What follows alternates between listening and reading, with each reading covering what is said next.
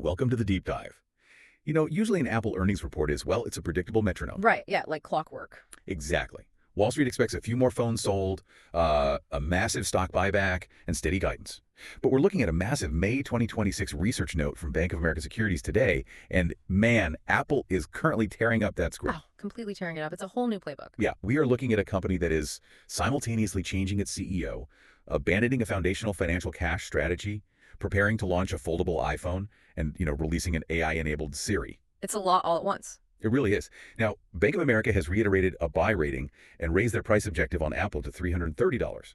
So today, we're unpacking this report to really understand the mechanics of this massive transition. It's going to be a fun one. For sure. But before we begin, just a quick reminder for you listening. The numbers, projections, and ratings we're discussing today are sourced directly from this May 1st, 2026 Bank of America Analyst Report. This deep dive is purely for research and analysis purposes to help you understand the market narrative.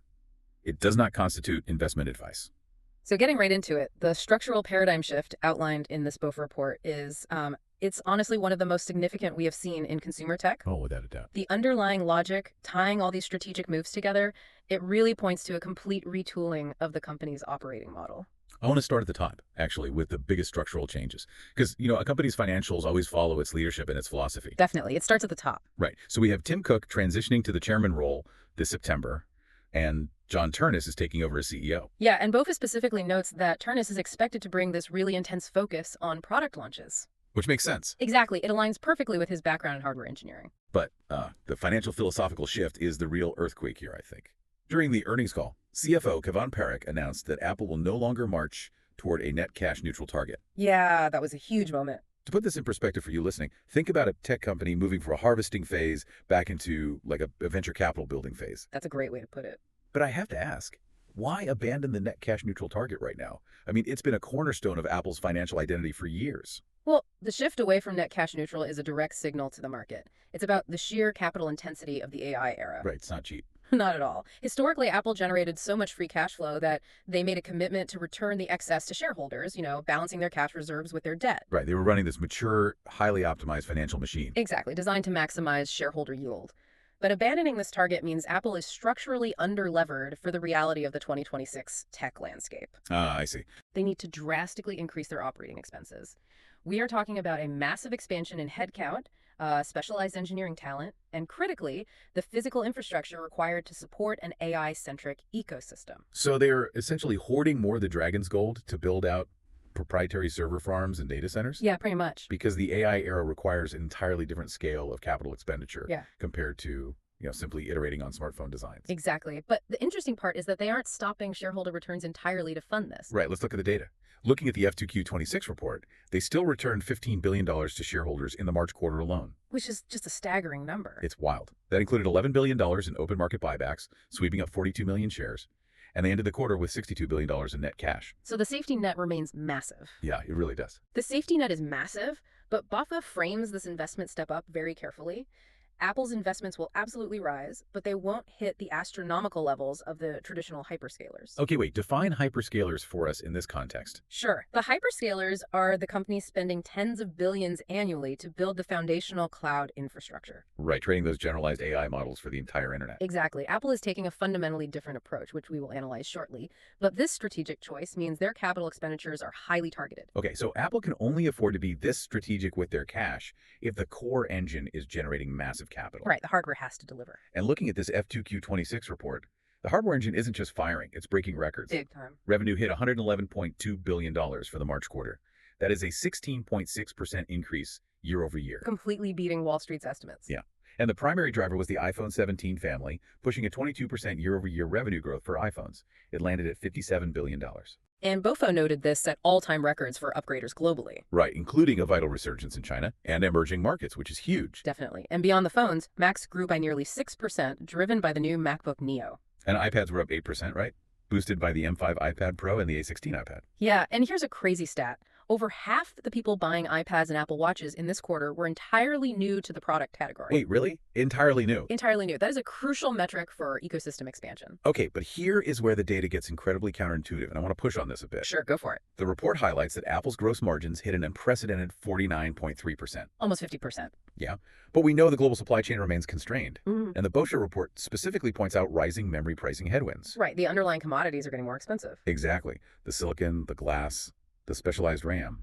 Mechanically, a company manufacturing physical goods should see margin compression in this environment, not a record expansion to nearly 50%. It's a great point, but Bofa points out that the iPhone's price inelasticity is their ultimate shield against supply chain inflation. Price inelasticity, meaning people just buy it anyway. Precisely. Because of the intense loyalty and the switching costs associated with the iOS ecosystem, Apple possesses a degree of pricing power that hardware competitors just lack. So they don't have to absorb the commodity hit. They just pass that memory cost directly to the consumer. Exactly. In fact, Bofa forecasts that Apple will raise the average selling price of their new higher-end models this fall. Oh, wow. By how much? We are looking at a likely $100 price increase on the Pro Max, and the highly anticipated foldable iPhone. And people will just pay it. Yeah, because the high-end consumer base is heavily insulated and deeply entrenched in the ecosystem. This $100 price hike will not materially shift the demand curve. Right. The consumer absorbs the cost. Yeah. And that premium completely neutralizes the margin pressure from higher memory components. Exactly. Meanwhile, Apple maintains steady pricing on the base models to continue capturing market share. Bringing those new users into the ecosystem like you mentioned with the iPads. Right, exactly. It functions almost like a luxury tax that the user base actively opts into paying. That's a perfect way to look at it. And that brings up the foldable iPhone expected this fall. You know, a fundamentally new form factor historically drives a massive upgrade cycle, Oh, a huge one. pushing consumers who've been holding onto their devices for 3 or 4 years to finally pull the trigger. Yeah, if you combine a form factor supercycle with a $100 selling price increase across the premium tier, the revenue implications are just staggering. It's wild. But the hardware dominance just establishes the foundation, right? Right, selling physical goods is no longer the end game. Right. The hardware is merely the distribution mechanism for their highest margin initiative. Which transitions us perfectly into the services and AI mode. Let's talk about that. According to BOFA, Apple now commands a record installed base of over 2.5 billion active devices. 2.5 billion, it's hard to even conceptualize. It really is. To visualize the scale of that for you listening, don't think of them as just phones, tablets, or watches. Think of them as 2.5 billion personal, always open storefronts. I love that analogy. And Apple is the exclusive landlord for every single one of those storefronts. And the rent collection is accelerating. Seriously. Services revenue for this quarter hit an all-time record of $31.0 billion, up 16.3% year over year. But the kicker is the profitability here. Oh yeah. Hardware sits at a highly respectable 49%, but services is printing money at a 76.7% gross margin. It's unbelievable. That 76.7% margin on a $31 billion revenue base is the engine funding the AI transition. Right. And management reiterated that an AI-enabled Siri is launching this year. Yeah, so connecting this back to our earlier discussion about capital expenditure, Apple's strategy here is really unique. They are deploying a hybrid model for AI infrastructure. Let's break down the mechanics of that hybrid model because, a traditional hyperscaler buys incredibly expensive, power-hungry GPUs to train models on vast swaths of internet data. Right. But Apple is opting for a mix of third-party infrastructure and their own data centers, utilizing custom Apple silicon. So by utilizing custom Apple silicon like the M series chips in their own server racks, Apple drastically changes the thermal and power dynamics of running AI queries. Exactly. They don't need to build the foundational model from scratch. They partner for the heavy lifting. Ah. Yeah, they use their highly efficient proprietary silicon purely for inference. That's the actual processing of the user's specific prompt. Right, which saves billions in capital expenditure and ongoing electricity costs compared to running massive GPU clusters. Exactly. It's a brilliantly efficient strategy. It's a toll booth strategy. They let everyone else spend the billions to dig the gold mine, and Apple sets up a highly efficient toll booth at the only exit. Yes, because Apple doesn't need to be the underlying plumbing for the whole internet. They just need to be the gateway to AI for their 2.5 billion users. Exactly. When you ask your AI-enabled Siri to summarize a meeting, generate an email, or interact with a third-party app, Apple owns that endpoint. And controlling the endpoint allows them to dictate the monetization. Right. We see this with the newly launched Apple Business Platform mentioned in the Boca report. Right, which acts as an all-in-one platform for companies to manage deployments. Creating deeper, stickier enterprise services that leverage AI, all routed securely through those 2.5 billion devices. So they capture the value at the consumer and enterprise level without shouldering the full back-end infrastructure burden. Precisely. Okay, so we have outlined a formidable strategy here. Record hardware sales, massive price inelasticity, a 76% margin services moat, and an incredibly capital-efficient path to dominating consumer AI. It sounds perfect, right? Right, but BOFA outlines several reality checks. Even with $62 billion in the bank, there are significant macro risks. Yeah, you can't ignore the risks. They cite weaker consumer spending, a strong U.S. dollar impacting international revenue repatriation, and, of course, the ever-present antitrust lawsuits challenging App Store mechanics. And beyond the macro environment, the hardware supercycle is never guaranteed. Right, true. If the foldable iPhone encounters manufacturing delays, or if the initial iteration fails to resonate with the high-end consumer, we could see an extension of iPhone replacement cycles. Which would be a problem. Yeah, if sales revert to pre-COVID levels, the growth rate of the entire 2.5 billion device ecosystem decelerates. But there is one specific risk detailed in the Bove report that completely changes the calculus of their AI strategy. Yes, the search licensing. Exactly. They specifically cite the, quote, negative impact to licensing revenues from competing AI-related search. This is arguably the most complex strategic tightrope Apple has to walk in 2026. Let's walk through the user experience shift to understand the mechanics of this risk. Okay. For years, traditional search engines have paid Apple astronomical sums, literally billions of dollars in pure profit, just to be the default search engine on the iPhone Safari browser. It's a massive contributor to that 76.7% margin services revenue. Huge. But think about your own habits moving forward. If the new AI-enabled Siri is sophisticated enough that you can ask a complex question from your lock screen, and it synthesizes a perfect answer using on-device processing or hybrid cloud retrieval. You never open Safari. Exactly. You never type a query into a traditional search bar. And critically, you never view or click on the sponsored search links that fund the traditional search engine's business model. Right. So if Siri intercepts the user's intent before they reach a browser, the value of being the default search engine plummets. The search providers will not continue to pay Apple billions of dollars in traffic acquisition costs if the traffic is being intercepted and answered by Apple's own AI layer. So the better Apple makes its own AI experience, the more it cannibalizes its own most profitable passive revenue stream. It's a tough position.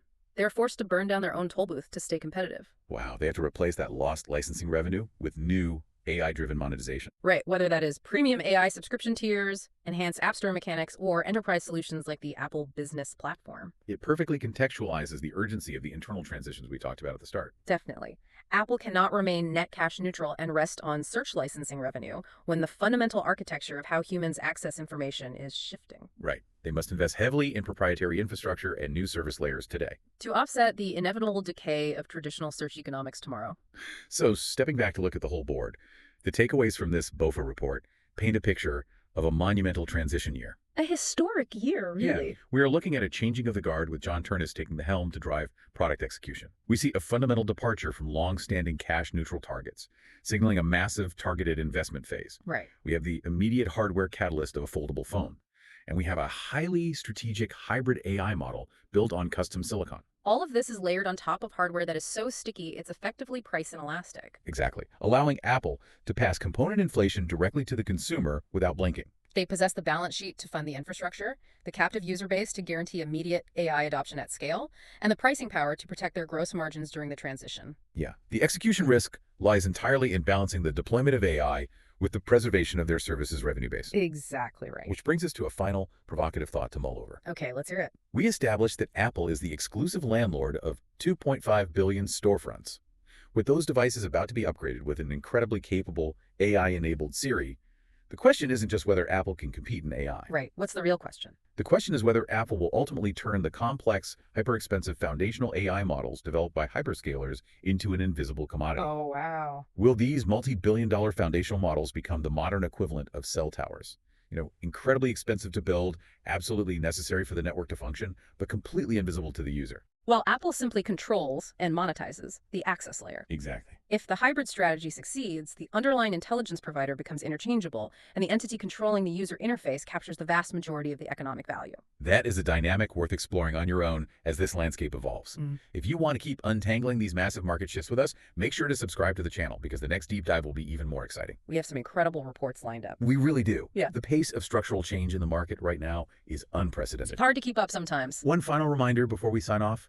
This deep dive was purely for research and analysis purposes to help you understand the core drivers, risks, and strategic shifts outlined in the May 2026 Bank of America report on Apple. Right, it does not constitute any investment advice. We are simply helping you read the map of a changing industry. Keep looking past the metronome because the real story is always in the structural shifts.